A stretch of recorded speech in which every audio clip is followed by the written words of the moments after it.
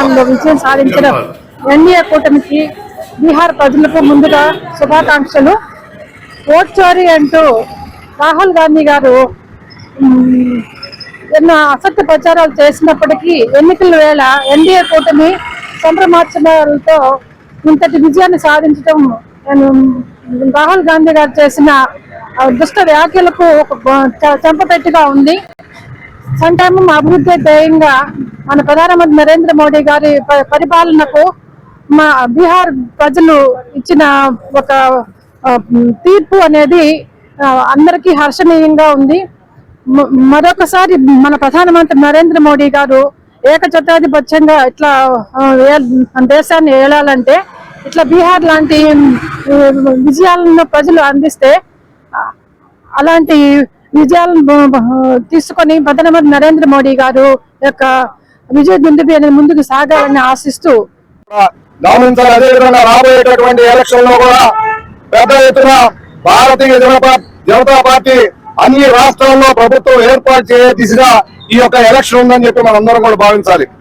మనం ఒకసారి గమనిస్తే ఏదైతే ఈ దేశ భద్రతలో ఎక్కడ రాజీ పడకుండా ప్రపంచ దేశాలన్నీ కూడా ఏ విధంగా చూస్తున్నాయో మనం ఒకసారి చూస్తే ఎక్కడ కూడా జరగకుండా అమెరికా కానీ అదేవిధంగా పక్కన ఉన్నటువంటి మన పొరుగు దేశాలైనటువంటి మనకు శత్రువులుగా ఉన్నటువంటి పాకిస్తాన్ కావచ్చు, అదేవిధంగా అనేక దేశాలు ఉన్నటువంటి వీటన్నిటి కూడా సమాధానం చెప్తూ ఈ రోజు ముందుకెళ్తున్నటువంటి మన భారత ప్రధాని నరేంద్ర మోడీ గారు ఒక్కసారి ఆలోచన చేస్తే ఇక్కడ ఉన్నటువంటి ఆంధ్రప్రదేశ్ లో కూడా మనకు మంచి మెజార్టీ ఇచ్చారు. మనందరూ కూడా ఎన్డీఏ కూటమి అద్భుతమైనటువంటి రిజల్ట్ వచ్చింది.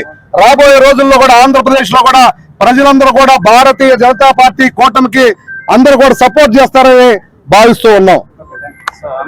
ద్వారా ప్రతిపక్షాలు ఇప్పటి వరకు చేస్తున్న తప్పుడు ఆరోపణలన్నీ కూడా ప్రజలు తిప్పికొట్టారు.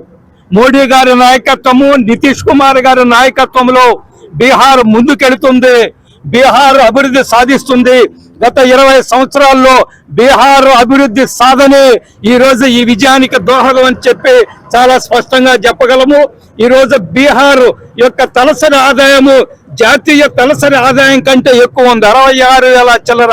అదే 2000లో ఎన్డీఏ ప్రభుత్వం అధికారానికి వచ్చేటప్పటికి ఆ రోజు తలసరి ఆదాయం కేవలం 12,000 మాత్రమే. ఈ రోజు 66,000. బీహార్ లో రోడ్ల అభివృద్ధి, విమానాశ్రయాల అభివృద్ధి, పరిశ్రమలు, ఎయిమ్స్, హాస్పిటల్స్, ఐఐటి, ఐఐఎంలు విస్తృతంగా ఈ రోజు బీహార్ లో ఏర్పాటు చేయడం జరిగింది. బీహార్ ఇంకా ముందుకు పోవాలంటే కేవలము ఎన్డీఏ వల్ల సాధ్యం అవుతుందని ప్రజలు నిర్ణయించారు. మనం చూసాము